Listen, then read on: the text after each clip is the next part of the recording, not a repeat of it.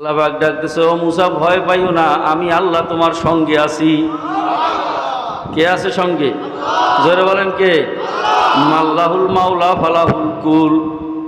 আমার মাওলা যার সঙ্গী হয়, মাওলা যার উকিল হয়, আমার মাওলা যার সাহায্যকারী হয়, তামাম দুনিয়া একত্রিত হইয়াও তার বিরোধিতা করিয়া কিছুই করতে পারে না। আল্লাহ ডাকতেছেন, মুসা ভয় পাইও না, হাতের লাঠি ছাড়িয়া দাও। ছাড়ার সঙ্গে সঙ্গে এমন বিশাল এক সাপ তৈরি হইয়া এক থাবায় এক গ্রাসে সব ৮০,০০০ জাদুকরের জাদুর সব জীবজন্তু এক গ্রাসে খাইয়া বলাইছে। খাওয়া লাগছে কয়টা? তাহলে সাপটা কি ছোট না বড়? এখন ময়দান ফাঁকা, আর কিছু আছে খাওয়ার? আর কিছু খাওয়ার নাই। এইবার সাপ মুখটা ঘুরাইছে ফেরাউনের দিকে। কি বলেন, ফেরাউনের এখন আর পানি আছে শরীরে? কিসের সিকিউরিটি, কিসের দারোয়ান, কিসের সৈন্য লস্কর, কিচ্ছু মনে নাই, জীবন বাঁচাইতে দৌড়তেছে। যে এই সাপ আমার দিকে তাকাইছে, আর বাঁচার তো উপায় নেই, এক দৌড়ে বাড়ি চলে গেছে। ওদিকে আসিয়া আলাইহিসসালাম তো বারবার হাঁটতেছে, পায়চারি করতেছে, উৎকণ্ঠা উদ্বেগ, কি হয় না না হয়। এই সময় তোর মোবাইল নেই, হ্যাঁ, কি সংবাদ আসে না না আসে। দেখে তার স্বামী ফিরাউন দৌড়েই আসতেছে, ঘামাইয়া গেছে। ডাক দিয়া বলে, ফিরাউন স্বামী গো, কি খবর, কি খবর? বলিও না ফিরাউন, মুসা এত বড় জাদুকর আমি ভাবতে পারি নাই। আমার সমস্ত জাদু এক গ্রাসে খাইয়া আমারে খাওয়ার জন্য রওনা দিছিল। আমি প্রাণ বাঁচাইতে দৌড়াইয়া আসছি, কোন রকম জীবন বাঁচাইছি। আসিয়া আলাইহিসসালাম খুশির তাড়নায় আজকে আর ঈমান গোপন রাখতে পারে নাই। ডাক দিয়া কয়, আমানতু বিরব্বি মূসা ওয়া হারুন।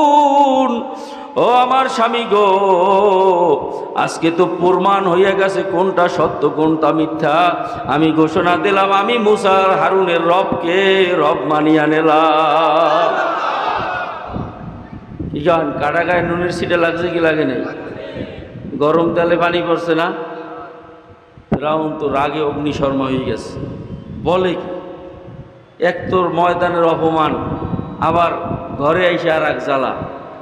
শেষ পর্যন্ত লম্বা ঘটনা, যেই বিভিন্ন নির্যাতন বছরকে বছর আসিয়া আলাইহিসসালামকে নির্যাতন করছে, মরুভূমির ভিতরে নিয়া উত্তপ্ত জ্বলন্ত আগুনের কয়লার উপরে শোয়াইয়া বেত্রাঘাত করিয়া যে তুমি মুসার রবকে ছাড়ো, আমাকে রব ধরো, পারে নাই। শেষ পর্যন্ত তাকে হত্যার যখন চূড়ান্ত সিদ্ধান্ত নিয়েছিল, সেদিন ময়দানের ভিতরে হাজার হাজার মানুষকে জড়ো করিয়া আসিয়া আলাইহিসসালামকে বিবস্ত্র উলঙ্গ করিয়া সমস্ত মানুষের সামনে আসিয়া আলাইহিসসালামকে নির্যাতনের পর নির্যাতন করতেছিল। নির্যাতন করতে করতে তার শরীর থেকে রক্ত পড়তে পড়তে একেবারে যখন রুহু যায় যায় অবস্থা, চক্ষু মেলতে পারে না, তখন মূসা আলাইহিসসালামকে দেখিয়া আসিয়া ডাকতেছে, ও আল্লাহর নবী গো, আপনি একটু আপনার রবের কাছে জিজ্ঞাসা করেন, আমি আসিয়া রাজরানী হওয়ার পরেও দুনিয়ার রাজত্বের মূল্য দেই নাই। আমি আল্লাহকে ভালোবাসিয়া তাকে তার সাথে মহব্বত করিয়া দুনিয়ার মহব্বত ত্যাগ করিয়া এই নির্যাতন সহ্য করি আজকে আমার জীবন যাওয়ার অবস্থায়। এই অবস্থায় আমার রব আমার উপরে রাজি না বেজার। পরে দোয়ানুম মিনাল্লাহি আকবার, আল্লাহ পাকের রেজামন্দি হইল সবচেয়ে বড়। আপনি একটু জিজ্ঞাসা করেন যে আপনার রব আমার রব আমাকে আসিয়ার উপরে রাজি না বেজার। মূসা আলাইহিসসালাম ডাক দিয়ে কয়, আসিয়া একটু চক্ষুটা খুলিয়া আসমানের দিকে তাকাও। তাকাইয়া দেখে আসমানের দরজাগুলা খুলিয়া গেছে। হাজার হাজার কোটি কোটি নূরের ফেরেশতা আসিয়ার কাছে আগাইয়া আসছে। জান্নাতের দরজাগুলা খুলিয়া গেছে, ডাকতেছে, আসিয়া আসো, আমরা তোমার অপেক্ষায় আছি। মূসা আলাইহিস সালাম ভাই, আসিয়া রে, আমার রব আমার মালিক তোমার উপরে এত রাজি খুশি হইছে, তোমার এখন আমার রবের কাছে যা চাইতে মনে চায় চাইয়া নাও, আমার রব তোমাকে সব দিয়া দেবে। এখন আসিয়া কি চাইছে আল্লাহ পাক কোরআনে জানাইয়া দিয়েছেন, আসিয়া দুনিয়ার কিছু চাই নাই, এমনকি জান্নাতও চায় নাই।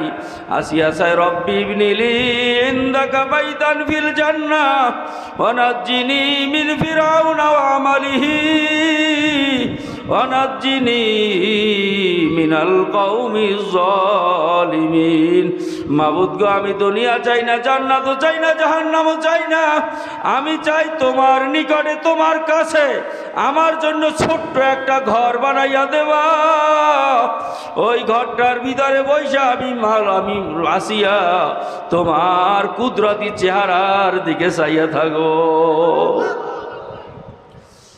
এই হইল ইমানের অবস্থা। আল্লাহ পাক রব্বুল আলামিন বলেছেন, রিদওয়ানুম মিনাল্লাহি আকবার। ও ইমানদারেরা, এখন তোমার ইমান আর আসিয়ার ইমান মিলাও। তুমি কেন নামাজ পড়তে পারো না? তোমাকে তো নামাজ না পড়তে গেলে কেউ তোমাকে মারেও না, নির্যাতনও করে না, এরপরও নামাজ না পড়িয়াও তুমি ইমানদার দাবি করো।